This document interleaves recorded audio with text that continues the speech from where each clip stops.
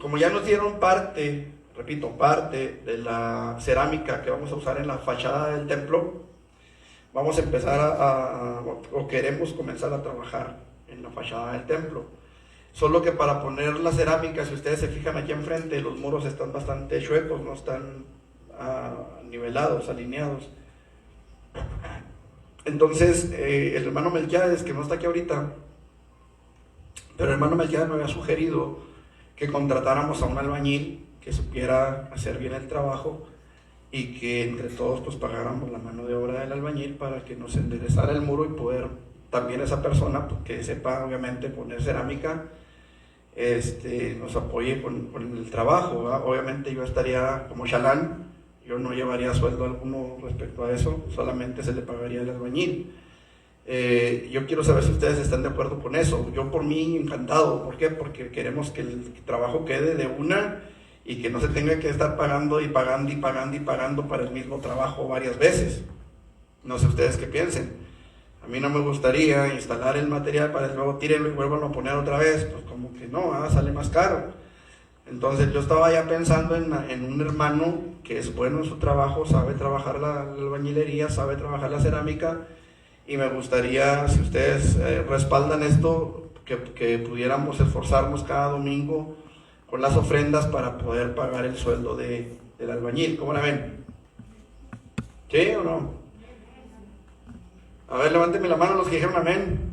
Y los que no dijeron amén, si están de acuerdo también levántenla, si no pueden opinar diferente. ¿Están de acuerdo? ¿Sí? Ok. El albañil que yo vi, hermanos, lo tenemos a su mano derecha. Es nuestro hermano Jesús Delgado. Es bueno para trabajar, le gusta su trabajo y es aplicado en su trabajo. Ya lo tuvimos aquí a prueba con la rampa. El hermano es esforzado y obviamente pues voy a estar yo ahí con él para asegurarme de que no tire barra. No es cierto.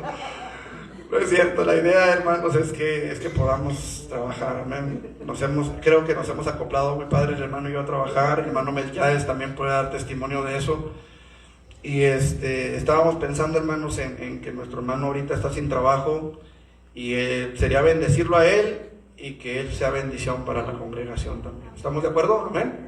¿Sí? Mándenme su mano. Amén.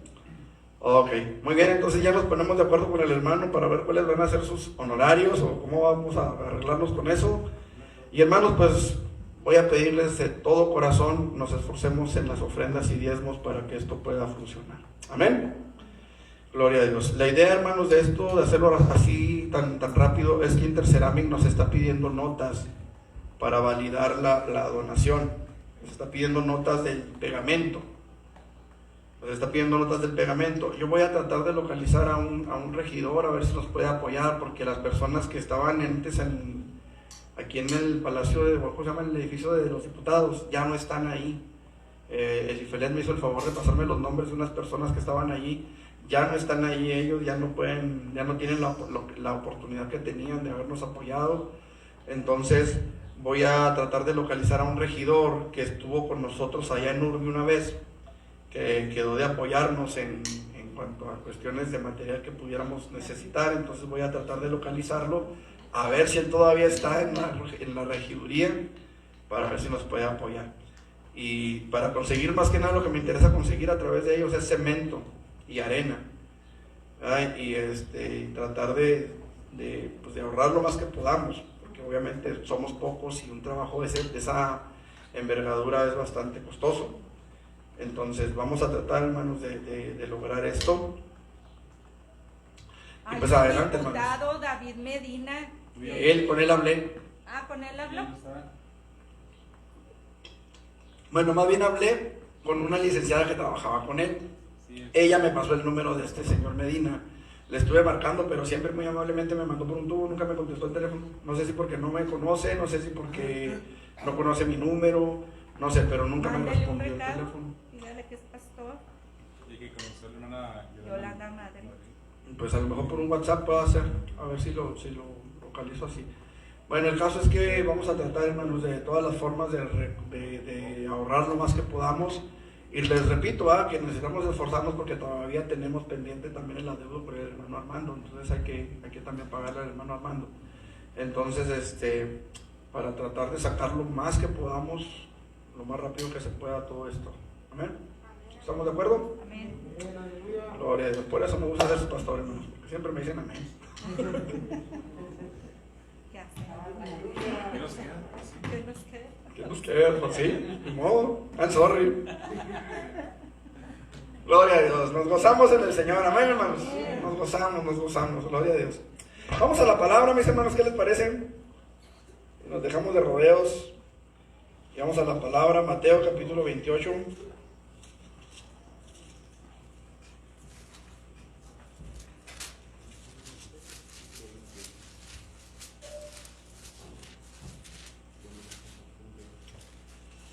Gloria a Dios.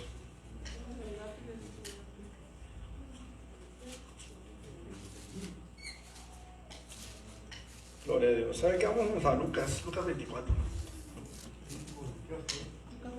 Lucas 24. El cabo tratan de lo mismo.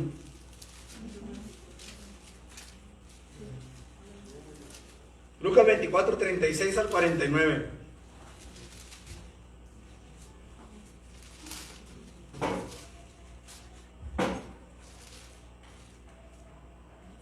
¿Lo tienen? Dice la palabra del Señor de la siguiente manera: mientras ellos aún hablaban de estas cosas, Jesús se puso en medio de ellos y les dijo: paz a vosotros. Entonces, espantados y atemorizados, pensaron que veían espíritu. Pero él les dijo: ¿por qué estáis turbados y vienen a vuestro corazón estos pensamientos? Mirad mis manos y mis pies, que yo mismo soy. Palpad y ved, porque un espíritu no tiene carne ni huesos, como veis que yo tengo. Y diciendo esto, les mostró las manos y los pies. Y como todavía ellos de gozo no lo creían y estaban maravillados, les dijo: ¿tenéis aquí algo de comer? Entonces le dieron parte de un pez asado y un panal de miel. Y él lo tomó y comió delante de ellos, y les dijo: estas son las palabras que os hablé, estando aún con vosotros, que era necesario que se cumpliese todo lo que está escrito de mí en la ley de Moisés, y en los profetas, y en los salmos. Entonces les abrió el entendimiento para que comprendiesen las escrituras. Y les dijo: así está escrito, y así fue necesario que el Cristo padeciese y resucitase de los muertos al tercer día, y que se predicase en su nombre el arrepentimiento y el perdón de pecados en todas las naciones, comenzando desde Jerusalén. Y vosotros sois testigos de estas cosas. Y he aquí, yo enviaré la promesa de mi Padre sobre vosotros, pero quedaos vosotros en la ciudad de Jerusalén, hasta que seáis investidos de poder de lo alto. Gloria a Dios. Hermanos, por mucho tiempo, uno de los milagros de Jesús que más objeciones ha levantado es el hecho de su resurrección. Creo que lo más lógico para todos es pensar que una vez muerta la persona, no hay nada más que hacer. Los mismos médicos, después de luchar a veces por horas con un paciente, llega el momento en el que se dan por vencidos y no les queda más que declararlo muerto. Falleció tal día, a tal hora, con tantos minutos, en tal hospital, y todo eso tienen que tomar nota porque tienen que escribirlo en un reporte que va luego al certificado de defunción. Entonces, una vez muerta la persona, no hay nada más que hacer. ¿Por qué sería diferente con Jesús? ¿Por qué sería diferente? ¿Qué razón habría para que fuera diferente? Si era un humano como cualquier otro. Bueno, la diferencia entre ese humano y el resto del género es que él era hijo de Dios. Amén. Es que él tenía el poder para poner su vida y volverla a tomar, el unigénito de Dios. Estamos hablando, hermanos amados, no de cualquier persona común y corriente. Aunque él en su humanidad fue tan humano como el que más, había algo que lo hacía diferente a los demás. Y aunque él era el Hijo de Dios, debo ser claro en esto, aunque él era el Hijo de Dios y tenía todo poder, toda autoridad por ser Dios, él sometió su divinidad a su humanidad. Es decir, él no estaba en todo lugar al mismo tiempo, aunque él conocía todas las cosas por ser Dios. Él no estaba en todo lugar al mismo tiempo. Él sangró cuando le clavaron los clavos, cuando lo azotaron con aquellos látigos, cuando clavaron las espinas, cuando él estaba en Getsemaní. Él sangró como cualquier humano. ¿Me explico? Pero Él sometió su divinidad a su humanidad en el tiempo antes de la crucifixión. Una vez pagado el precio, no tenía más por qué estar sujeto a una carne, no tenía por qué estar más sujeto a un cuerpo físico natural como el nuestro. La diferencia estriba entonces en que Jesús es el Hijo de Dios, el unigénito de Dios. Aleluya. Sin embargo, a pesar de esta pequeña pero enorme diferencia, todavía, hermanos, se han levantado algunos argumentos en contra de este que se conoce también como el milagro por excelencia, la resurrección de Jesús. Podemos ver en el Antiguo Testamento, hermanos, cómo gente levantó muertos. Todavía había un profeta, no recuerdo si fue Elías, que en cierta ocasión sepultaron a una persona donde estaban los huesos de este profeta, Eliseo. Y el muerto se levantó, aún después de muerto el profeta. Sí, me estaba acordando que la tumba de Elías está como en un tambo bien raro. Los que puedan ver el Macari suelto en Israel y pueden buscar la tumba de Elías y la van a encontrar. Sí, fue Eliseo. Y para muchos a lo mejor el que una persona levantara a otra, pues no sería algo tan sorprendente como que la persona se levantara a sí misma. Algunos de esos argumentos que se han levantado, hermanos, dicen que Jesús en realidad no murió, sino que Jesús solamente se desmayó. Yo creo que esas personas que piensan que Jesús solamente se desmayó y que la gente alrededor pensó que se había muerto, lo bajaron de la cruz antes de que Él muriera y luego lo sepultaron y Jesús se levantó porque nada más estaba desmayado, pasan por alto varios detalles. Número 1, los azotes. Número 2, el tiempo en la cruz. Número 3, los clavos en sus manos y pies. Número 4, la lanza en su costado. Él estaba muerto. Física, clínicamente muerto. Hay quienes piensan también que Jesús sí murió, pero sus discípulos robaron el cuerpo estando los soldados dormidos. Y luego lo escondieron para poder sostener el supuesto milagro, ¿verdad? Sin embargo, la Biblia nos enseña que los discípulos estaban asustados. Pedro salió corriendo en cuanto dijeron, tú también andabas con ellos. Él dijo, no lo conozco, y empezó incluso a maldecir, empezó a negarle. De hecho, negó a Jesús 3 veces y salió huyendo del lugar porque tenía temor de que también lo llevaran con Jesús a un juicio.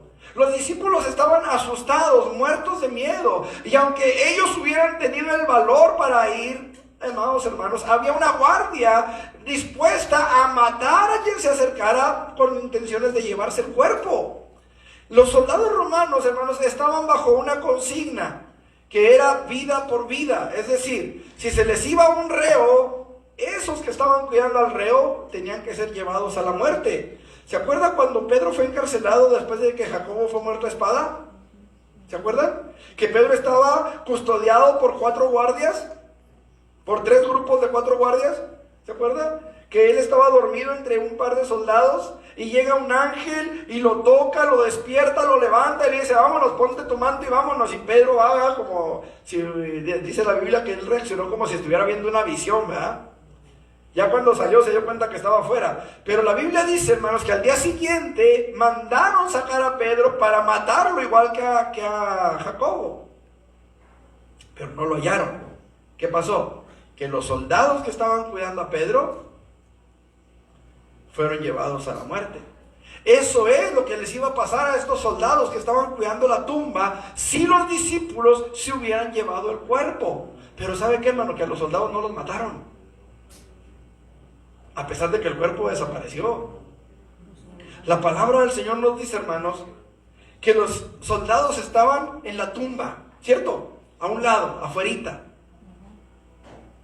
Y hubo un gran terremoto, dice la palabra del Señor, ahí mismo en Lucas, no, en Mateo, déjenme ver, sí, es en Mateo 28, por eso dije ahorita que Mateo 28, porque también lo estuve leyendo.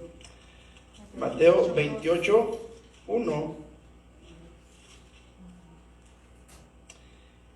2. Dice, y hubo un gran terremoto, porque un ángel del Señor descendiendo del cielo y llegando removió la piedra y se sentó sobre ella. ¿Hubo qué? ¿Usted cree que los soldados, si hubieran estado dormidos, al haber un gran terremoto, se hubieran seguido dormidos? Este es un argumento, hermanos, que definitivamente pues no tiene ningún peso. O sea, ¿cómo los discípulos, siendo que estaban todos amedrentados, si los soldados estaban bajo consigna de que si se te va el cuerpo, si se roban el cuerpo te mueres, de que si estaban dormidos hubo un gran terremoto, ¿verdad? ¿Cómo piensan ellos que pueden eslabonar bien este argumento? Por supuesto que no se puede, ¿sí? Sobre todo, hermano, podemos ver que los soldados tenían esa consigna, ¿verdad? De vida por vida. Otros más afirman, hermanos, que los discípulos sobornaron a los guardias para que les dejaran llevarse el cuerpo. Que los discípulos sobornaron a los guardias para que los dejaran llevarse el cuerpo. ¿Usted cree, hermano, que los discípulos, siendo quienes eran hombres sin letras y del vulgo, iban a tener suficiente dinero como para que un soldado arriesgara la vida por dinero de ellos? O sea, ¿cuánto le podían ofrecer los discípulos a los guardias para que dejaran que se llevaran el cuerpo a riesgo de su propia vida? Siendo que los mismos soldados corrieron a dar el chisme. Ya resucitó, ¿sí o no? Fueron a los sacerdotes, fueron a los ancianos y les dijeron todas las cosas que habían sucedido, todo lo que pasó. Ellos fueron y se lo dijeron a los ancianos. Hermanos, hoy nosotros como cristianos necesitamos estar bien seguros de lo que creemos. Se han levantado infinidad de doctrinas, infinidad de argumentos en contra del cristianismo. Yo quisiera saber, hermanos, quisiera entender, y de hecho creo que lo entiendo, creo que lo sé, el por qué no se han levantado argumentos en contra de la doctrina de los testigos de Jehová, por ejemplo, o de los masones, o de los mormones, como se han levantado contra los cristianos. Y me refiero a los cristianos protestantes, metodistas, adventistas. Bueno, los adventistas no son cristianos. En fin, sobre los cristianos. Realmente la religión cristiana como tal, la fe cristiana como tal, es la que más ataques ha recibido a lo largo de la historia, hermanos. Y usted puede investigar cuántos argumentos se han levantado contra la Iglesia Católica a lo largo de la historia. Creo que es ahora, en los tiempos del internet, cuando más nos hemos enfrascado quizá en, no sé si en defendernos o atacarnos entre nosotros. Pero se han levantado muchos argumentos en contra del cristianismo, en contra de la fe cristiana. Y a veces casi cualquier pretexto es razón suficiente para atacar la fe cristiana. Por eso nosotros, como cristianos, necesitamos tener bien claro en qué hemos creído. Tener en nuestro corazón bien firme la convicción de lo que hemos creído. ¿Por qué, hermanos? Porque muchos están desertando de la fe. Muchos están desertando del evangelio, porque se les dicen cosas, porque oyen argumentos, porque oyen comentarios, que pareciera ser que les mueven el tapete, que sí logran traspasar la fe, que sí logran traspasar la convicción del Cristo en el que hemos creído. Decía esta mañana en la escuela dominical, esta persona del taxi, ¿verdad? del Didi en el que nos venimos ese día. Él decía que era un cambio radical en cuanto a la fe, palabras más, palabras menos, no son las palabras exactas que él me dijo, pero él dijo que él, desde que había escuchado esa doctrina del hebraísmo, ¿verdad? de los hebraísmos, o del judaísmo, de los que están judaizando ahorita, aunque ellos dicen que no judaizan, pero todo lo están haciendo hebreo, ¿verdad? Incluso una vez hicieron un meme, les llaman, una foto donde salió un indígena mexicano, bueno, todos los rasgos de un indígena mexicano, vestido de judío, y decía, ya encontré mis raíces hebreas, decía él. Nomás le faltaba, en lugar de las filaterias, ponerse un nopal aquí en la cabeza, pero estamos viviendo esos tiempos, hermanos. Estamos viviendo ese tiempo, los últimos tiempos, en los que se va a valer Satanás de lo que sea, con tal de que nos desviemos del camino. Por eso creo necesario, hermanos, que analicemos las pruebas contenidas en la palabra de Dios a favor del milagro de la resurrección de Jesús. Y la primera prueba a favor de la resurrección de Jesús, hermanos, son dos cosas a la vez: la incredulidad y la experiencia personal juntas las dos cosas de los discípulos. ¿Qué les reprochó Jesús a los discípulos cuando se les apareció ahí en Mateo? ¿Qué cita leyó Marcos? En Marcos, ¿qué les reprochó? Su incredulidad y la dureza de su corazón. Hermano, los primeros discípulos, los propios discípulos, estaban tan aterrados por la situación que estaban viviendo esos días, que se habían olvidado por completo de lo que Jesús les había dicho. Es necesario que el Hijo del Hombre padezca mucho de los ancianos y sea rechazado y sea crucificado y muera y resucite al tercer día. Pedro lo toma aparte en una de las ocasiones y le dice: Señor, nunca tal te acontezca. ¿Por qué? Porque Pedro se cerró a la palabra que decía y resucite al tercer día. Pedro nada más escuchó que era necesario que muriera. Pedro nada más escuchó que era necesario que padeciera, pero la palabra resurrección como que no estaba en el vocabulario de los discípulos, como que no estaba en el entendimiento de los apóstoles, como que ellos pensaban que al morir Jesús hasta ahí llegaba el corrido, hasta ahí llegaba la historia, hasta ahí se terminaba el periodo mesiánico.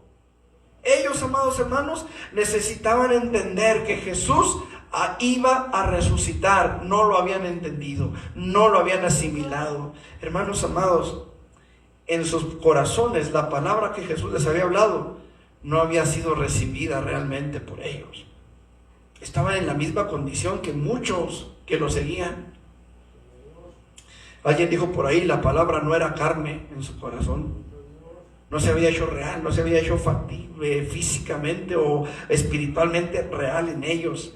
Por medio de las escrituras ellos sabían que en la historia de Israel había habido casos de resurrección, como mencionaba hace un momento, pero nunca en la Biblia, ni fuera de ella, se había sabido de alguien que muriera y resucitara por sí solo. Nunca se había visto algo así. Así que tal vez ellos tenían alguna razón para dudar. ¿Por qué? Porque, bueno, sí, Jesús resucitó a la hija de Jairo, sí, resucitó al hijo de la viuda de Naín, pero nunca Jesús había muerto delante de ellos y resucitado delante de ellos para que ellos dijeran: no, pues si ya lo hizo una vez, lo puede hacer otra vez. Ellos nunca lo habían visto así, nunca habían visto un milagro de ese tamaño. Por eso es el milagro por excelencia, porque Jesús, incluso Pablo oró por un muerto, ¿se acuerdan? Aquel Eutico se llamaba, creo. Ayúdenme porque yo con los nombres soy una papa.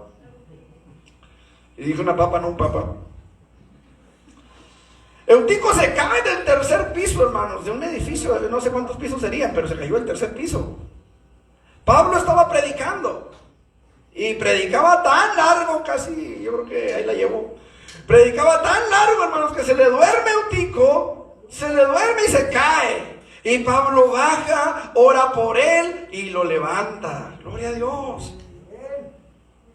Pero Pablo no se levantó después de que murió. Elías, Eliseo, todos los que llegaron a hacer ese tipo de milagros nunca resucitaron. Así que probablemente ellos tenían a lo mejor un cierto peso en su argumento para dudar de que Jesús se levantara. Pero Jesús se los había dicho con tiempo para que supieran, para que entendieran que Él iba a resucitar, que Él iba a volver a vivir. Ellos habían sido testigos de los milagros hechos por Jesús antes de su crucifixión. Habían visto que Jesús había alimentado a más de 5,000, que había alimentado después a más de 4,000, que había resucitado muertos, sanado enfermos, libertado a oprimidos por el diablo. Pero nunca lo habían visto resucitar. Pero ¿sabe una cosa que se les pasó? Ellos, al menos 3 de ellos, Pedro, Juan y Jacobo, si mal no me acuerdo, estuvieron en un monte con Jesús. Aleluya. Y en ese monte la palabra de Dios dice que sus ropas empezaron a brillar. Él se transfiguró delante de ellos. Y se aparecieron Moisés y Elías. Escuche, no era cualquier visita la que estaba ahí. Eran Moisés, el gran legislador, el gran libertador de Israel, por mano del que Dios hizo 10 grandes señales en Egipto. más la apertura del mar. Agréguele la apertura del mar. Agréguele el maná. Agréguele el agua de la roca. Ese era Moisés. Y Elías, hermanos, el gran profeta de Dios en Israel, uno de los grandes profetas que Israel tuvo. Y Pedro, hermanos, dice, bueno es para nosotros que estemos aquí. Hagamos una enramada, bueno, 3 enramadas, dijo él, una para ti, una para Moisés y otra para Elías. Pero ¿cuál es el detalle mayor, hermanos? El detalle mayor es que hay una voz. Este es mi Hijo amado. En él tengo complacencia. A él oíd. Olvídense de Moisés, olvídense de Elías. Este es mi Hijo amado. Eso, hermanos, fue una experiencia inolvidable para Pedro, para Jacobo, para Juan. Yo no sé usted, pero a mí no se me hubiera olvidado, jamás. Jamás. Pero lo olvidaron. O lo pasaron por alto, a lo mejor no se les olvidó, simple y sencillamente no lo relacionaron. Jesús tenía el poder, hermanos, porque Él era el Hijo de Dios. Pero ¿saben qué, hermanos? Ellos lo dudaron. Ellos no lo creyeron. No lo creyeron. Es el Hijo de Dios, por supuesto, pero estoy hablando de tiempo pasado porque estoy hablando de un suceso pasado. El asunto aquí, hermanos, es, a pesar de todo, ellos seguían con su actitud. Simplemente no creían en Él. No le creyeron. Al menos no en cuanto a este milagro en particular. Pero ¿cómo puede ser esto un argumento a favor de la resurrección? Bueno, ahí vamos. Si ellos mismos no lo creían, lo único que pudo disipar la incredulidad de los discípulos en la resurrección de Jesús, ¿qué cree usted que haya sido? ¿Ah? No. La Biblia dice que las mujeres llegaron y testificaron. Y no les creyeron. Pues cuando fueron ellos mismos a ver. Cuando Jesús se manifestó a ellos, entonces ellos creyeron. La experiencia personal de los discípulos, la experiencia personal que ellos tuvieron de estar delante del Señor resucitado, de verlo, de oír su voz, de comer con Él, de tener ese tiempo de comunión con Él, hasta que los llevó fuera de Jerusalén a Betania y se elevó delante de ellos a la presencia, al trono que le corresponde al lado del Padre. Hasta ese momento ellos tuvieron comunión con el resucitado. Ellos tuvieron comunión con aquel que se levantó de entre los muertos, como dijeron los samaritanos. Ya no creemos por tu dicho solamente, sino porque nosotros mismos hemos oído y hemos creído que este es el Hijo de Dios. Cuando nosotros tenemos una experiencia personal con Dios, no hay nada que borre esa experiencia. No hay nada que quite de nuestro corazón lo que Él ha hecho en nuestras vidas. Estos hombres tuvieron una relación con el resucitado, empezaron a convivir con Él. El propio Pedro, que había negado a Jesús 3 veces en el momento más terrible de la vida de Jesús, cuando más Jesús lo necesitaba y Él se negó a reconocerlo, ese propio Pedro, hermanos amados, ese propio Pedro pudo creer cuando se dio cuenta que Él estaba frente a Él. Entonces lo creyeron por esa experiencia personal, hermano. Mire, Pedro había negado a Jesús 3 veces. Ya lo dije, cuando Jesús más lo necesitaba. Y aunque en ninguna parte de la Biblia se nos dice que Él haya tomado el título blasfemo de Papa, y escuche lo que estoy diciendo, título blasfemo, porque es una blasfemia, hermanos, llamar Papa, que significa padre, a un hombre en la tierra. Jesús dijo: a nadie llaméis padre en la tierra, porque uno es vuestro Padre que está en los cielos. Y no se está refiriendo a padre carnal, de que Miguel me diga mi papá, como si fuéramos italianos que me dijera papá. No se está refiriendo a eso, se está refiriendo al Padre celestial, al Dios eterno. Estos que se hacen llamar papas son los blasfemos, hermanos. Están blasfemando el nombre de Dios porque se lo están atribuyendo a un hombre tan pecador como el que más, por mucho que se vista de blanco. Esa es la realidad. Pedro nunca, jamás fue llamado papa. Jamás. Y usted puede leer la Biblia que usted quiera. Y en ninguna parte Pedro fue llamado papa. Ni él adoptó el nombre, ni los demás discípulos se lo otorgaron. ¿Usted cree que los discípulos le iban a decir papa a Pedro cuando el propio, ¿quiénes eran? Juan y... ¿quién era el otro? Que andaban peleando el título de que, ay, ¿quién va a ser el más grande cuando tú te mueras? No, no era Jacobo, era Juan y Andrés, ¿no? Juan y Andrés. Manda que en el cielo, también salieron con esa, nos sentemos uno a la izquierda y el otro a la derecha. Se quita al Padre y al Espíritu Santo de sus tronos y ponnos a nosotros. Hermanos amados, Pedro mismo, hermanos, él nunca jamás tomó ese título para sí. Lucas se encarga de darnos cuenta de que Pedro llegó a ser uno de los más grandes portavoces del Evangelio, aquel que lo negó, aquel que huyó, aquel que viendo a Jesús crucificado se fue a pescar, se fue a su antigua vida. Llegó a ser uno de los más grandes predicadores del Evangelio a los judíos. Santiago y Juan. Santiago y Juan. Interesante, ¿no? Pedro, hermanos, Pedro fue uno de los más grandes predicadores de la iglesia primitiva. ¿Y qué podemos decir de Tomás? Tomás, hermanos, siempre ha sido el ejemplo de la incredulidad andando, ¿no es cierto? Siempre.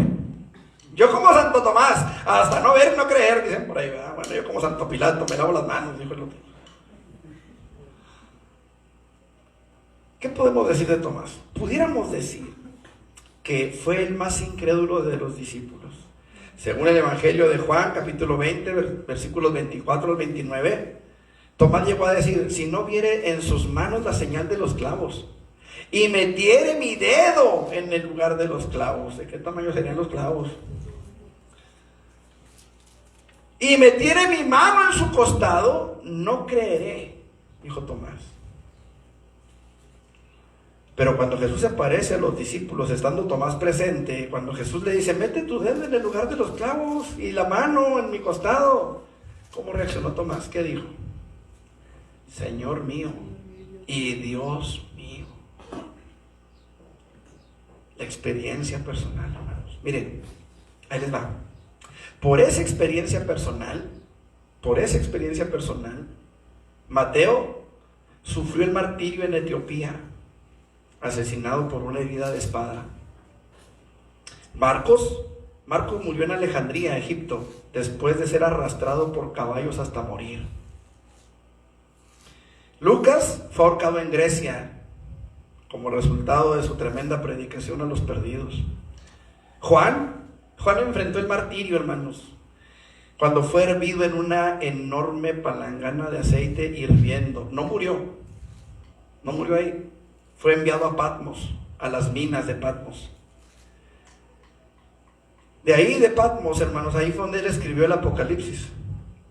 Y más tarde el apóstol Juan fue liberado y regresó a servir como obispo en la ciudad de Edesa, en lo que hoy es Turquía, la Turquía moderna. Murió anciano y fue el único que no murió por la fe. Él murió en paz, pero fue martirizado en ese aceite hirviendo. ¿Por qué? ¿Por qué se aventaron a vivir así? ¿Por qué se aventaron a sufrir de esa manera? Por su experiencia personal. Por su experiencia personal con Jesús. Pedro, hermano, fue crucificado boca abajo, en una cruz en forma de X. Ya que de repente hay unos que le hacen así, y según ellos porque Cristo murió en una cruz de cabeza. Bueno, la cruz en la que Pedro murió era en forma de X, no era igual que la de Jesús. La de Jesús era en forma de T. Pedro murió en forma de X. Los que hacen esa señal que se hacen en el cuerpo deberían de poner cuidado, porque se están haciendo una cruz invertida, que es símbolo satánico. Y ellos toman a Pedro como referencia, pero la cruz de Pedro no era así. La cruz que ellos están utilizando para hacer ese tipo de cosas es una cruz invertida, un símbolo satánico. Santiago, llamado el justo, el líder de la iglesia en Jerusalén, fue arrojado a más de 100 pies de altura. ¿Sabe desde dónde? Desde el pináculo del templo de Jerusalén. De ahí mismo de donde Satanás llevó a Jesús para que se aventara. De ahí aventaron a Santiago. Pero como no se mató, nada más quedó muy golpeado, los enemigos de Santiago fueron y lo golpearon a garrotazos hasta que lo mataron. Bartolomé también fue conocido como Nataniel. Él fue misionero en Asia y dio testimonio de nuestro Señor en la actual Turquía también. Bartolomé fue martirizado por su predicación en Armenia, donde fue desollado hasta morir a latigazos. O sea, le arrancaron la piel a latigazos, hermano. Eso es desollar. Hasta que murió por los latigazos. Andrés, hermanos, igual que Pedro, fue crucificado en una cruz en forma de X en Patras, en Grecia, también en forma de X, solo que Andrés sí murió de pie, ¿verdad? Se puede decir. Después de ser azotado severamente por 7 soldados, ataron su cuerpo a la cruz con cuerdas para prolongar su agonía. Los seguidores de Andrés dijeron que Andrés los saludó con estas palabras cuando iba de camino a la cruz: hace mucho que deseaba y esperaba esta hora feliz. Él continuó predicándole a sus verdugos por 2 días que duró en morir en esa cruz. Él estaba en la cruz, los verdugos estaban cuidándolo y él estuvo predicándoles por 2 días, crucificado hasta que se murió. Tomás fue apuñalado con una lanza en la India. Judas Tadeo fue asesinado con flechas cuando se negó a negar su fe en Cristo. Matías, que fue el apóstol de los apóstoles, él también fue martirizado, hermanos. Él fue apedreado y luego fue decapitado. Y Pablo, torturado en Roma y decapitado ahí en 3 Fuentes en Roma. ¿Por qué? ¿Qué los hizo llegar a ese punto, hermanos? ¿Usted cree que si Jesús no hubiera resucitado, todos estos hombres y todos los que le siguieron en el camino habrían entregado sus vidas de esa manera por una mentira? ¿Usted cree que todos esos hombres hubieran dicho: no, pues sí es cierto, pues nosotros nos llevamos el cuerpo, Jesús nos resucitó, ¿verdad? Pues lo hicimos por seguir adelante? ¿Usted cree que lo hubieran hecho? Llegar a ese punto de morir de esa manera si Jesús no hubiera resucitado. Oiga, esperaba con ansias esta hora, dijo este hombre, esta hora feliz. Lo deseaba con todo mi corazón. Deseaba partir. Pablo decía: para mí el morir es Cristo y el vivir es Cristo. Decía, y el morir es ganancia. ¿Por qué? Si Jesús no resucitó. Qué tremendo. Hermanos, la experiencia personal de aquellos hombres los llevó a rendir su vida completamente a los pies del Salvador. ¿Por qué, hermanos? Porque estaban seguros de lo que habían visto, estaban seguros. Juan dijo: lo que palpamos con nuestras manos, lo que vieron nuestros ojos. Se van a levantar muchas otras doctrinas en contra de la nuestra, hermanos. Se van a levantar muchas filosofías, se van a levantar muchos argumentos, pero usted y yo tenemos que estar seguros en quién hemos creído, en quién hemos depositado nuestra confianza. Nuestro Redentor vive. Job mismo, hermanos, aún años antes de Cristo, 1000 y cacho de años antes de Cristo, 1900 y fracción de años antes de Cristo, él dijo: yo sé que mi Redentor vive y al fin se levantará sobre el polvo, y sé que después de deshecha está mi piel, dice, en mi carne he de ver a Dios. Estos ojos lo verán y no otro.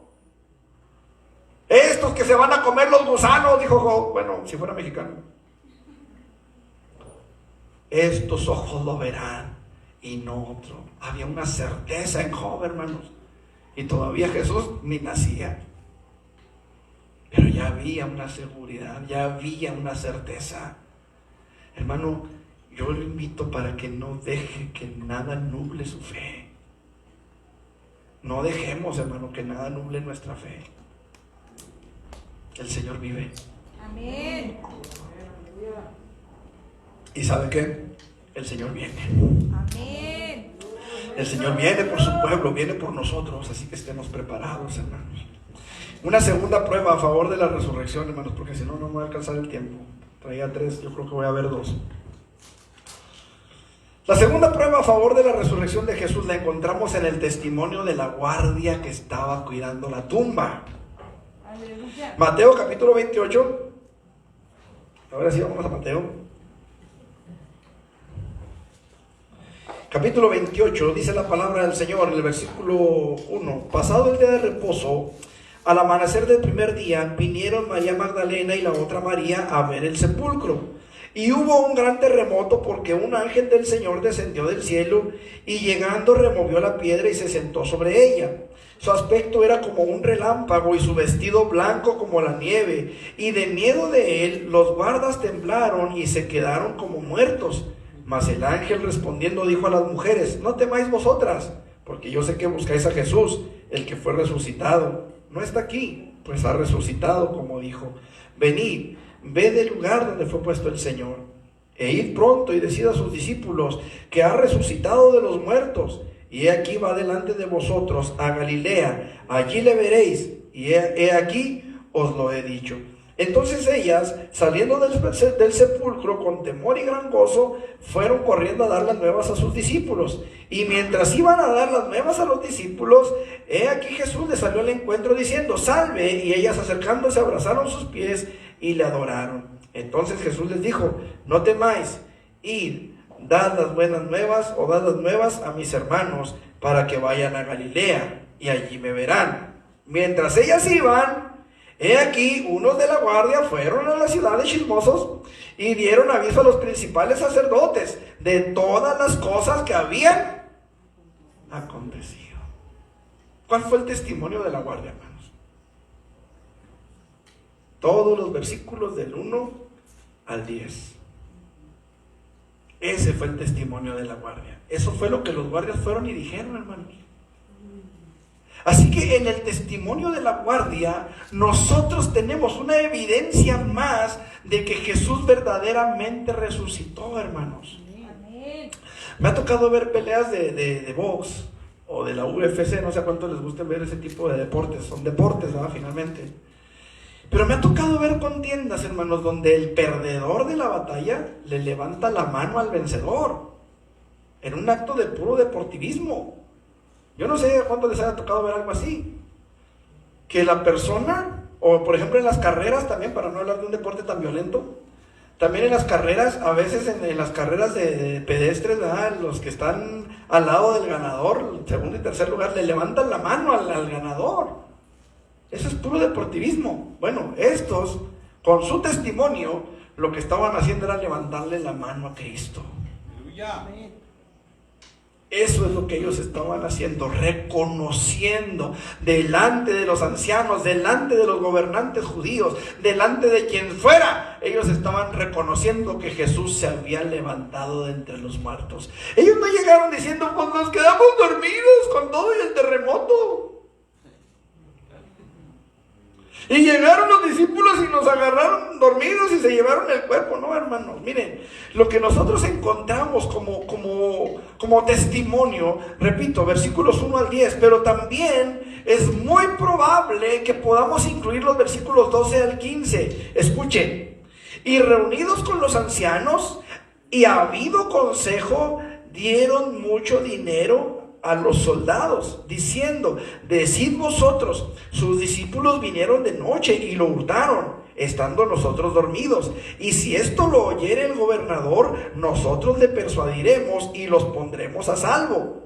Y ellos, tomando el dinero, hicieron como se les había instruido. Este dicho se ha divulgado entre los judíos hasta hoy. ¿Cuál es el dicho? Que los discípulos se robaron el cuerpo. Ok. ¿Por qué digo que probablemente, hermanos, podamos incluir los versículos 12 al 15 en el testimonio de la guardia? Pregunto: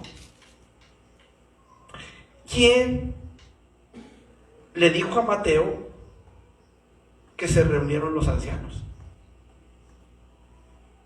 ¿Cómo supo Mateo, hermanos, lo que los ancianos le dijeron a los guardias? ¿Cómo supo que los habían sobornado? ¿De qué manera se daría cuenta Mateo que verdaderamente los soldados tomaron ese dinero? Aquí es donde digo que muy probablemente el testimonio de los mismos soldados fue el que obró esto, hermanos. Miren, usted imagínese que usted es soldado, ¿sí? Usted es soldado romano. Y luego de repente entra un reo. Este dice que es el rey de los judíos. Vamos a ponerle una capa. Y le ponemos la capa. Y le ponemos una coronita de espinas. Y nos reímos y nos carcajeamos y le ponemos una bendita a los ojos, como era costumbre de los romanos, hermanos, vendarle los ojos a las personas y hacerlos que adivinaran con los ojos vendados quién los golpeaba. Profetiza, le dijeron. ¿Quién es el que te golpea? Y de repente va la hermana Lidia con la vara. Ay, ¿qué cali? ¿Quién te golpeó? Y de repente llega la hermana, el hermano Ebed, y lo escupe en la cara. Y lo golpeamos hasta que nos cansamos. Y acá llega el pastor y agarra el látigo y téngale, y téngale, y téngale, y téngale. Y de repente, ese hombre debilucho, derrotado, vencido, se levanta de los muertos. Y llega el hermano Shui Delgado, corre y corre con Ebed. Oye, Ebed, es el que le escupiste la cara. Se levantó de los muertos. A mí me daría pánico, hermanos. A mí me daría miedo. ¿Saben qué, hermano? Yo pienso que esos hombres estaban aterrados, tan aterrados que fueron y les dijeron a medio mundo. Fíjate que se levantó de los muertos, los ancianos nos dieron dinero para que dijéramos que no, pero se levantó, y tú lo latigaste, y tú lo escupiste, y tú le pusiste la corona de espinas, y tú le trajiste el manto, y tú te reíste de él, y tú te arrancaste la barba con las manos, yo te vi, hablas porque se levantó. ¿Cómo se dio cuenta Mateo, hermanos? Porque corrió como reguero de pólvora. ¿Sí me explico? El testimonio de los soldados, hermanos, nos habla de que ellos mismos hicieron, nos habla de la realidad de la resurrección de Jesús. En una situación así de trascendente, hermanos, no falta uno que suelte la lengua. Así de importante. Muchas veces pasan cosas alrededor de nosotros, ¿verdad? Que hasta se nos queman las habas por decirle a alguien lo que pasó. Y no estoy hablando solamente de mujeres, ¿verdad? También a los hombres nos pasa de repente. Que de repente las mujeres tienen la famita, ¿verdad? Que... Igual. Ajá. Igual con exactamente, uno de tantos discípulos, apóstoles, pudiera haber dicho, no, pues es mentira. No es cierto. Pero todos se sostuvieron. Y los soldados, hermanos, de alguna manera hicieron correr la voz. Jesús se levantó de los muertos. Imagínese, imagínate que tú fueras uno de los soldados que estaban en la guardia y que te diste cuenta de que el hermano Armando fue el que le escupió en la cara al Señor. ¿No habrías ido a decirle? Oye, ¿sabes qué? Sí se levantó. Yo que tú me agarrado mi caballito, ya nos vemos. ¿Sí o no? Ahora, imagínense, hermanos, se levantó. Ellos no lo vieron salir de la tumba, pero vieron al ángel en la piedra, y su aspecto era como un relámpago, dice la palabra, ¿sí o no? Sus vestidos blancos como la nieve. Ah, caray. ¿Y este señor qué? Blanco como o sea, sus vestidos blancos, resplandeciente como el sol. Y yo me acuerdo que uno de los centuriones dijo, este verdaderamente es hijo de Dios. ¿Sí o no? O sea, nada más póngase en los zapatos, en los baraches del soldado. ¿Cómo estaría la cosa? O sea, están viendo ahí a un ángel. Y luego hay otro ángel en la tumba, ¿verdad? Porque adentro de la tumba las mujeres entraron y el ángel les dijo que no estaba ahí, que se había resucitado. Y ellos escucharon cuando les dijo, va de camino a Galilea, ahí lo van a ver en Galilea.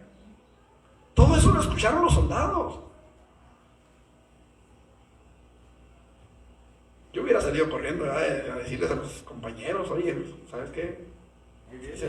Ahí viene. Y quién sabe, era el Hijo de Dios, bueno, es el Hijo de Dios, pero en ese momento ellos le podían haber dicho así, era el Hijo de Dios, tú lo escupiste, tú lo golpeaste, y es Hijo de Dios, o al menos ellos dirían de un Dios. ¿Cómo eran los dioses de los romanos, hermanos, de los griegos? No eran dioses vengativos. Eran vengativos, hermanos. A esos no que se las hacía, se las pagaba, se vengaban. Así como ahorita muchos que quieren la Santa Muerte, ¿va? Que es bien celosa, que es bien, si le traicionas es bien celosa y que no sé qué tanto. Así eran los dioses de los romanos, traicioneros.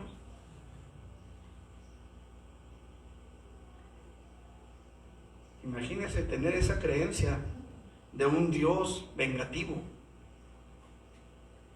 al cual tú le escupiste la cara, al cual tú le golpeaste, al cual tú te burlaste. Pues era para tenerles miedo, ¿sí o no? Sí. Así que ellos mismos, hermanos, colaboraron para difundir la noticia de que Jesús se había levantado entre los muertos. Es una evidencia poderosa, hermanos. Decía ahorita, cuando el perdedor le levanta la mano al vencedor, no hay mayor testimonio que ese. No hay mayor testimonio que ese, de que esa persona fue la vencedora. Estuve viendo un reportaje, no recuerdo quiénes eran los boxeadores, pero resulta de que un boxeador le ganó al otro, ¿verdad? Como en cualquier pelea de box, ¿verdad? O casi en cualquier pelea de box, y les dieron un empate, hermanos. Los jueces dictaminaron que era un empate. ¿Saben qué hizo el perdedor? Fue y le levantó la mano al que ganó. ¿Cómo? Los jueces dijeron que había sido empate, pero el que perdió supo reconocer que había sido vencido. No hay mayor testimonio que el que un enemigo te levante la mano. ¿Qué pasó con Saulo de Tarso, hermano? ¿Se acuerdan? El peor de los perseguidores de la iglesia. Cuando apedreaban a Esteban, él dio su voto para que lo mataran. Él arrastraba a hombres, mujeres y niños a la cárcel para que fueran muertos por la fe en Jesucristo. ¿Cómo murió? Levantándole la mano al vencedor, hermanos. Así murió Pablo.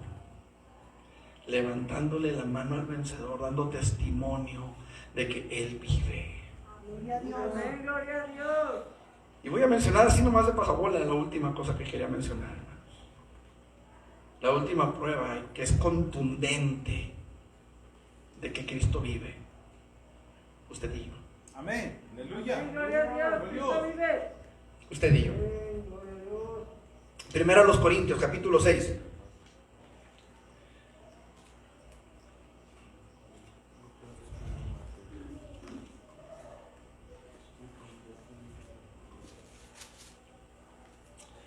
Versículo 9 en adelante.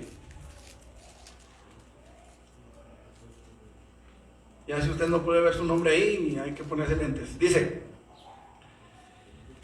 ¿no sabéis que los injustos no heredarán el reino de Dios? No erréis, ni los fornicarios, ni los idólatras, ni los adúlteros, ni los afeminados, ni los homosexuales o los que se echan con varones, ni los ladrones, ni los avaros, ni los borrachos, ni los maldicientes, ni los estafadores heredarán el reino de Dios. Y esto erais algunos, mas ya habéis sido lavados, ya habéis sido justificados, ya habéis sido santificados, justificados en el nombre del Señor Jesús y por el Espíritu de nuestro Dios. Amado hermano, no hay mayor evidencia de que Cristo vive que el que usted y yo estemos aquí en esta tarde, hermano, para alabarle, para glorificarle, para exaltarle y para reconocer que Él vive por los siglos de los siglos. Esperamos su venida, esperamos que Él venga por nosotros. De un momento a otro seremos arrebatados para su gloria, por su gracia, gracia, por su misericordia, por su fidelidad. Estamos aquí hoy, amados hermanos. Nuestras vidas fueron transformadas, nuestros corazones fueron transformados. A lo mejor en unos rápidamente, en otros quizás de muy poco a poco, pero estamos aquí con nuestras vidas transformadas por el poder del resucitado, por el poder del que vive para siempre, por su Espíritu que está en nosotros. ¿Quién de nosotros, amado hermano, no ha experimentado el poder de Dios sobre su vida? ¿Quién de nosotros en nuestros días, amado hermano, se han levantado gente, decía hace un momento, que afirman que Dios no es Dios, que la palabra Dios viene de la palabra Zeus, que los que llamamos Dios o quienes le llamamos Dios al Señor, quienes le llamamos Jesús, estamos blasfemando su nombre? Sin embargo, hermanos, el cambio que nuestras vidas recibieron, lo recibieron en el nombre del Señor Jesucristo. Lo recibimos en el nombre de Jesús, en el Cristo resucitado. Hay quienes se oponen a que llamemos a Jesús Jesús y afirman que el nombre correcto es Yeshua. Estas son cuestiones lingüísticas, hermanos. Yo no me voy a meter en un debate inútil con respecto a eso. Yo sé que mi Redentor vive, que mi Redentor está conmigo, y sea que se llame Yeshua o que yo lo llame Jesús, en ese nombre lo conocí, en ese nombre fue libertado mi vida, en ese nombre fui libertado en mi espíritu, y en ese nombre espero su venida. Amén. En el nombre de mi Señor Jesucristo. Amén, gloria a Dios. Gloria a Aleluya. Dios, Cristo vive. El Señor nos ha dado victoria, hermanos, en muchas pruebas que hemos tenido. Amén. Gloria a Dios. Siempre confiando en su nombre, siempre confiando en el poder de su palabra. Hemos pasado por muchas. El otro día escuchaba a mis hermanos testificar respecto a Joali y a Danielita, a David. Y me acordé de lo que Pedro dice, que las aflicciones que vamos pasando son las mismas que están pasando todos nuestros hermanos alrededor de nosotros. Algunos sufren una cosa, otros sufren otra. Pero en todas ellas el Señor ha sido nuestra fortaleza. Amén. El nombre de Jesús ha sido nuestra fortaleza. Amén. Gloria a Dios.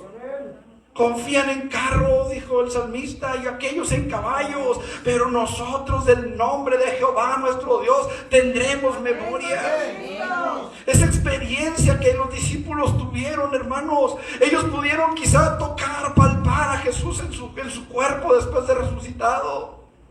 Nosotros no hemos tenido ese privilegio, pero su presencia se ha manifestado en nuestras vidas de muchas formas. Gloria a Dios. Él ha tocado nuestros corazones, ha sanado nuestras vidas, nos ha hecho crecer para salvación, ha quitado, ha consolado nuestros dolores, nuestras angustias, pero lo más importante, perdonó nuestros pecados. Amén, gloria a Cristo.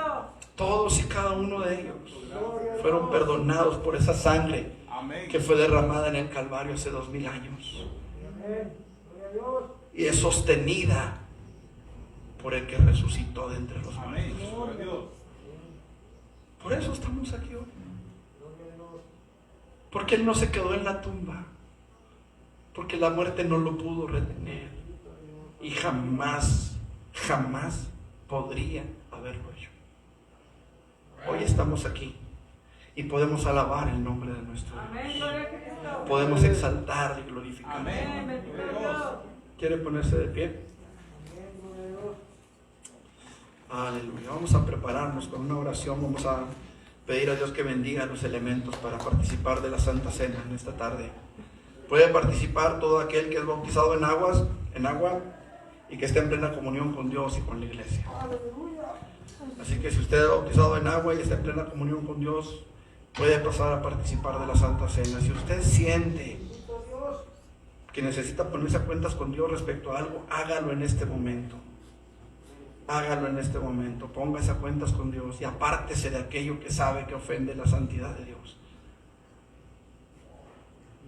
Y participe de la Santa Cena. Aleluya. Pero tome la firme decisión de apartarse.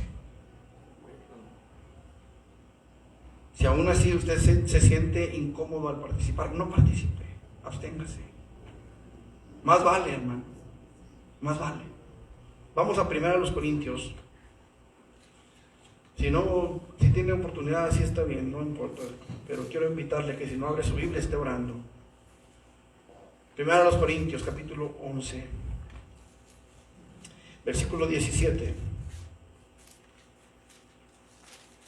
Pero al anunciaros esto que sigue, no os alabo, porque no os congregáis para lo mejor, sino para lo peor. Pues en primer lugar, cuando os reunís como iglesia, oigo que hay entre vosotros divisiones y en parte lo creo, porque es preciso que entre vosotros haya disensiones para que se hagan manifiestos entre vosotros los que son probados. Cuando pues os reunís vosotros, esto no es comer la cena del Señor, porque al comer cada uno se adelanta a tomar su propia cena, y uno tiene hambre y otro se embriaga. Pues ¿qué? ¿No tenéis casa en que comáis y bebáis? ¿O menospreciáis la iglesia de Dios y avergonzáis a los que no tienen nada? ¿Qué os diré? ¿Os alabaré? En esto no os alabo. Es tiempo, hermanos, de analizar nuestro corazón. Es tiempo de ponernos a cuenta con Dios, de decirle: Señor, aquí estoy.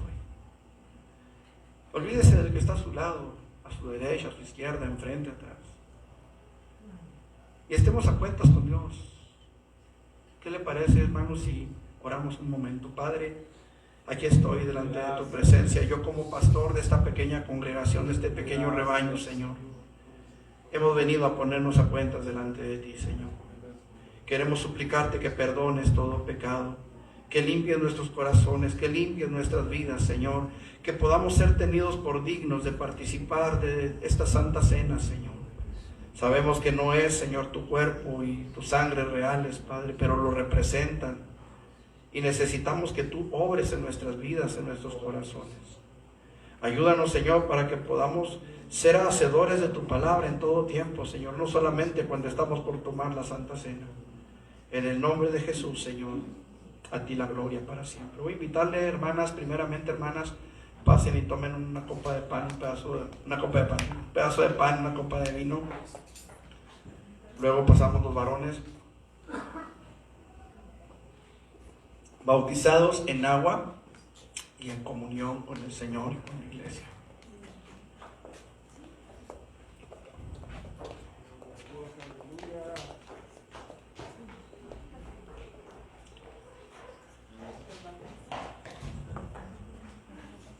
Ocupen un lugar en el altar, hermanas. Sigan ahí en el altar. Todos de pie para caber todos. Mis hermanos varones, se me hace que ya no alcanzamos. Estamos como el chinito.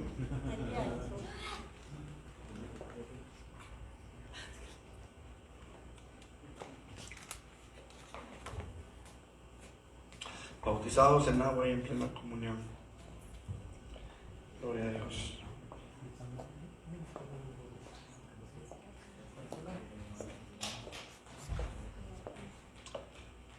Gloria a Dios.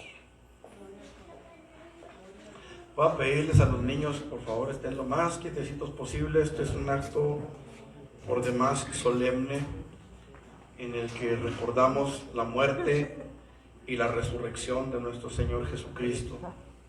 El pan representa su cuerpo, que fue molido por nuestros pecados, que fue azotado, que fue lastimado a más no poder.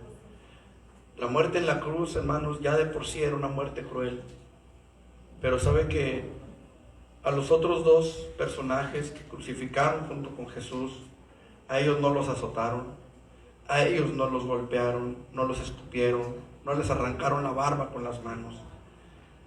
A ellos no les pusieron una corona de espinas y con ellos no se ensañaron golpeándolos, a ellos solamente los crucificaron. La pena la pena capital que aplicaban los romanos tenía que ver con la crucifixión, era la máxima pena.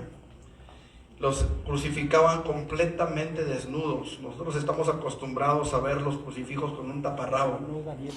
Los crucificaban completamente desnudos. Era necesario exhibirlos en su suciedad, en su pecado, en su crimen. Esa fue la muerte que Jesús tuvo. Pero además de la cruz, Él sufrió el oprobio, fue menospreciado, la gente se burló de Él. Todo ese dolor, todo ese padecimiento lo llevó en su cuerpo. Eso representa el pan.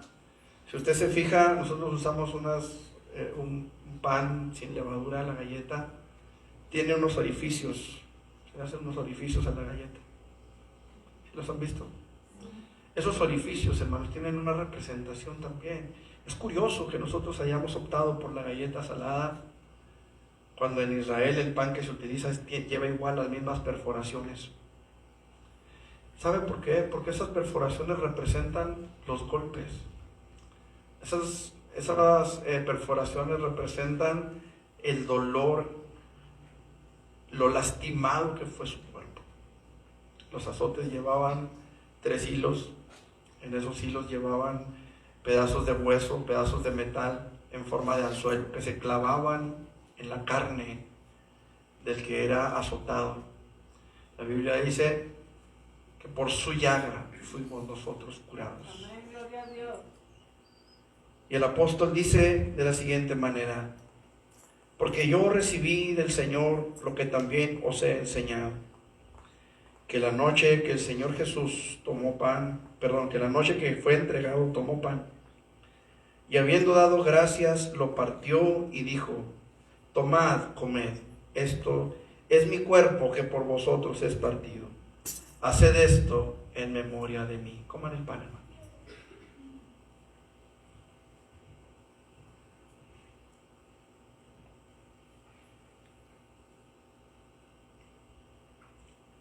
Asimismo, tomó también la copa, después de haber cenado, y diciendo: esta copa es el nuevo pacto en mi sangre. Haced esto todas las veces que la bebiereis en memoria de mí. Beban la copa, hermanos. Así pues, todas las veces que comiereis este pan y bebiereis esta copa, la muerte del Señor anunciáis hasta que Él venga. Esa copa que usted acaba de beber es el símbolo que representa esa preciosa sangre que fue derramada hasta la última gota por todos y cada uno de nuestros pecados. Esa sangre que no tiene precio, tiene valor. Esa sangre que fue derramada por cada una de esas mentiras, esas blasfemias, esos robos, esos adulterios, esos pensamientos de odio, de rencor. Esa sangre que fue derramada por el Cordero de Gloria para darnos vida, para perdonar nuestros pecados, para santificar nuestros corazones, para presentarnos justos delante de Dios.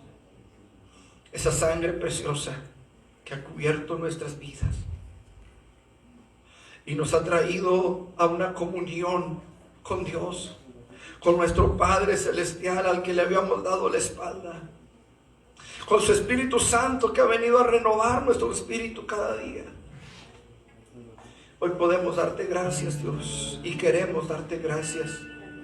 Queremos alabar tu nombre, bendecir tu nombre, exaltarte, Jesús, y darte gracias. Muchas gracias por cada pecado que perdonaste, Señor. Gracias por habernos dado vida cuando estábamos muertos en nuestros delitos y pecados. Gracias por haber cambiado nuestra mentalidad, por haber transformado nuestro ser. Gracias por haberte entregado a lo sumo, Señor. Gracias porque no hay manera de pagarte, Señor. Gracias porque no hay manera de pagar, Señor, el precio de tu sacrificio por nosotros. Gracias porque te entregaste por completo por mí, Señor. Gracias porque perdonaste mis pecados, Señor, porque me cambiaste, porque transformaste mi corazón y mi mente, mi vida, Señor. Yo te doy gracias, Señor. Gracias por tu misericordia, Padre. Gracias por haber enviado a tu Hijo, a sabiendas de todo lo que Él sufriría, a sabiendas de todo lo que Él padecería por mi culpa, Señor. Gracias. Espíritu Santo, gracias por haber venido a cambiar mi corazón, a redarguir mi vida. Gracias, Señor. Gracias, Dios. Gracias. Te adoramos, Señor.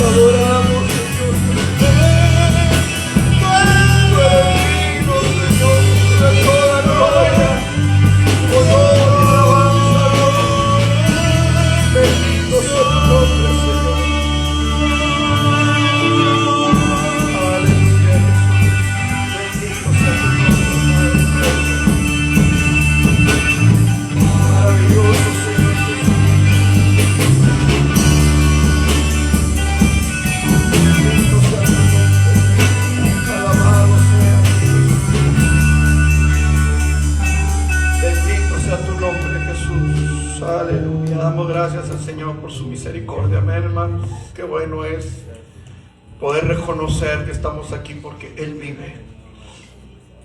Vamos a despedirnos con un canto, hermanos, porque vive Él. Aleluya.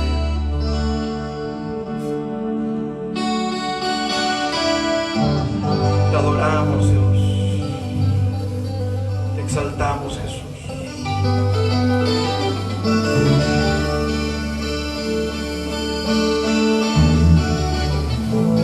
Bendito sea tu nombre, Jesús. Porque vive,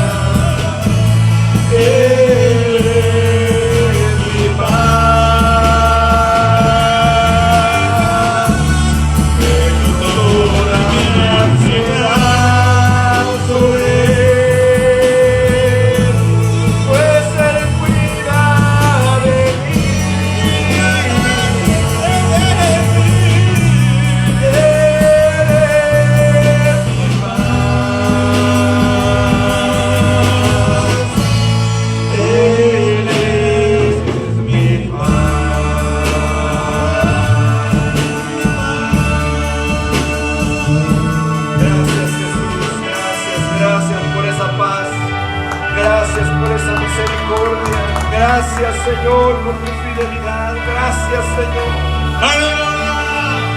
Aleluya, te adoramos, Jesús. Gloria a tu nombre. Aleluya. Hermanos, nada más para recordarles nuestras actividades de la semana. Próximo miércoles, hermanos, va a cambiar la clase de la guitarra. Vamos a estar los jueves a las 8. Jueves a las 8. Hermanos de Urbi, miércoles a las 7. Para que estén pendientes. Los que gusten acompañarnos y todos los miércoles, que el Señor nos permita estar ahí estaremos. Miércoles 7 de la tarde, Praderas del Congo 13209. Ahí estamos todos los miércoles a partir de esta próxima semana. Habíamos estado yendo los jueves porque nuestro hermano estaba trabajando los miércoles. Ya ahorita el hermano está desempleado. Bueno, estaba desempleado ya, con el favor de Dios. Esperamos pronto verlo allá arriba echándole trancazos. Y por esa razón, hermanos, que estábamos yendo los jueves para allá. Pero la verdad es que a mí sí se me hace un poco más pesado. Entonces vamos a estar allá los miércoles a las 7, jueves aquí a las 8 dijimos. Y viernes a las 7 de la tarde nuestro culto de oración. No falten a la oración, hermanos. Siéntense un momento, hermanos, mientras les doy los anuncios. De todas maneras, ya no crecemos, nomás nos expandimos. Entonces, ¿qué les iba a decir? Sí, no falten los viernes, hermanos. ¿Por qué les pedí que se sentaran? Saben de que ayer en la noche, madrugada, el Señor me permitió tener un sueño y quiero compartirles ese sueño. Ya usted saque sus conclusiones.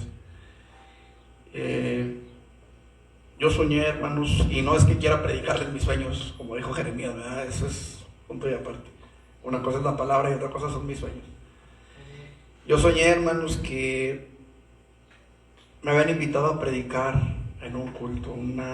Era algo como de pastores, porque vi a muchos pastores conocidos y algunos que me imagino también serían pastores y no los conocía, no sé. Pero vi algunos pastores conocidos, algunos que sé que tienen buena doctrina, y la mayoría de los que vi son gente que sé que traen una doctrina medio rara. Y soñé, hermanos, que a la hora de darme el lugar me mandaban a predicar a un lugar en lo que se suponía que era el altar. Allá en un rincón había un púlpito y me mandó un púlpito parecido al atril que tenemos aquí.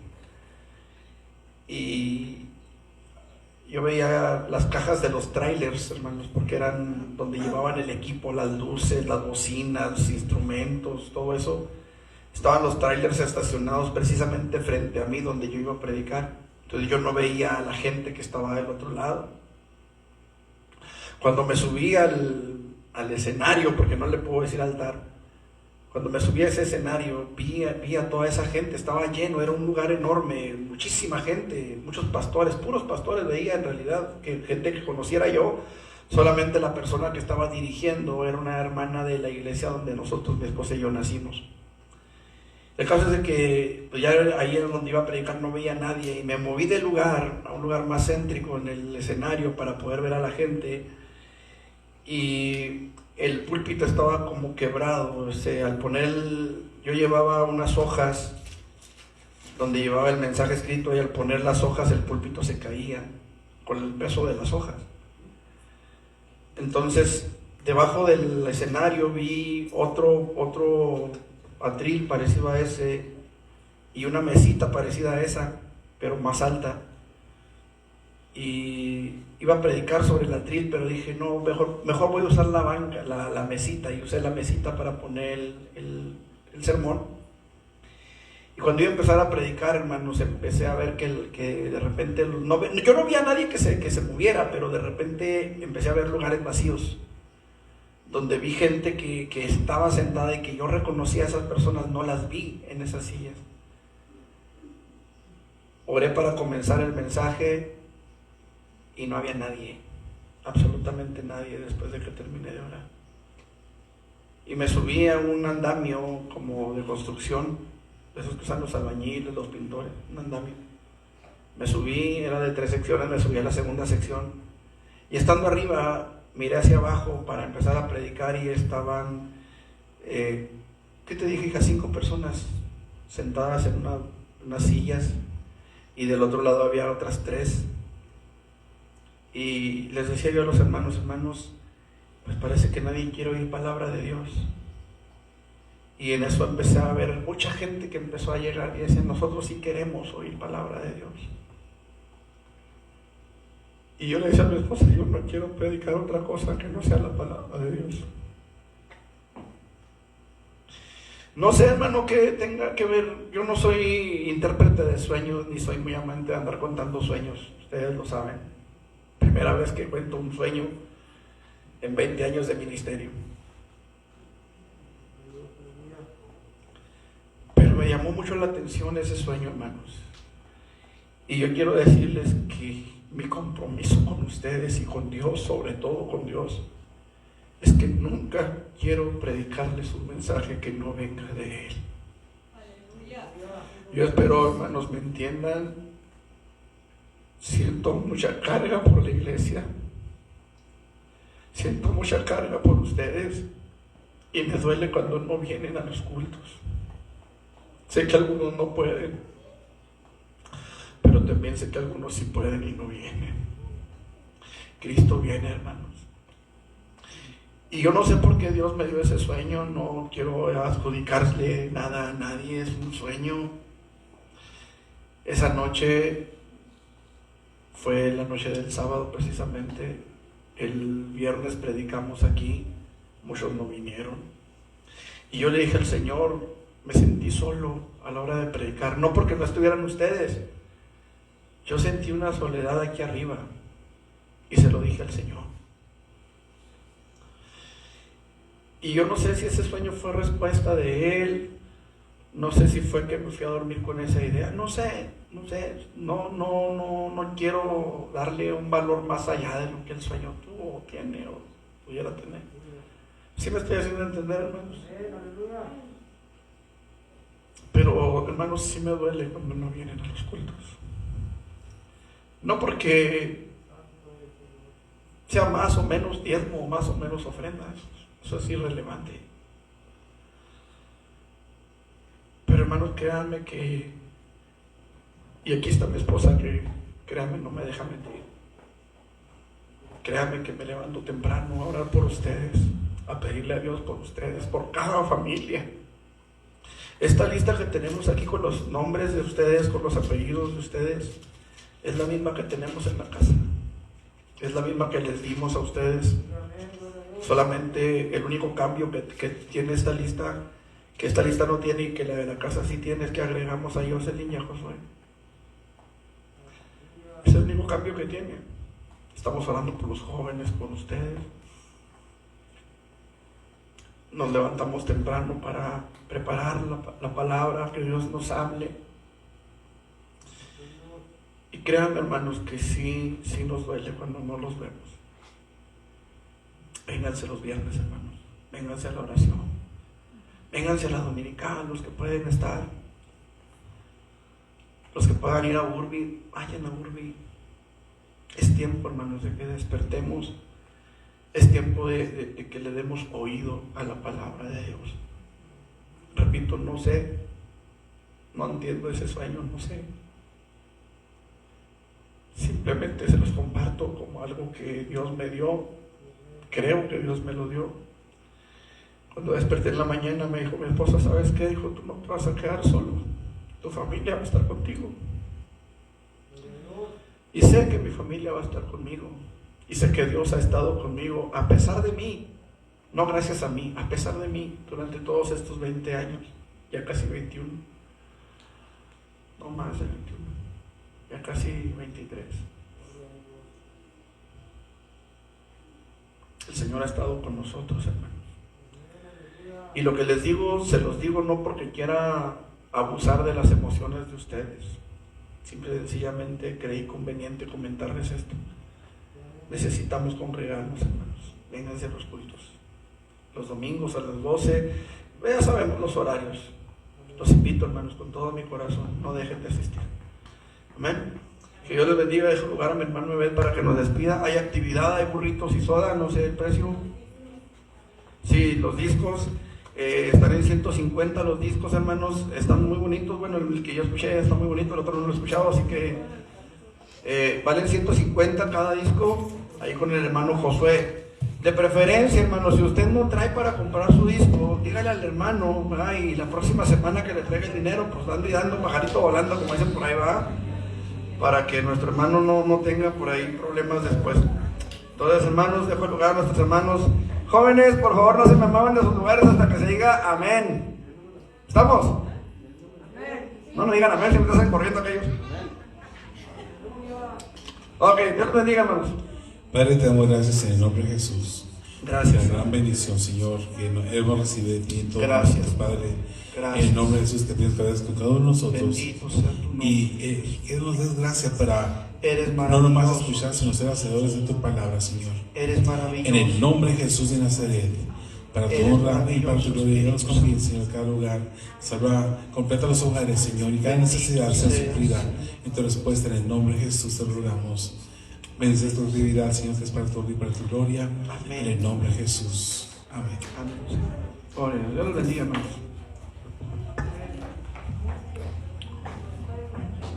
Jóvenes, por favor, acá. Un ratito. Gracias.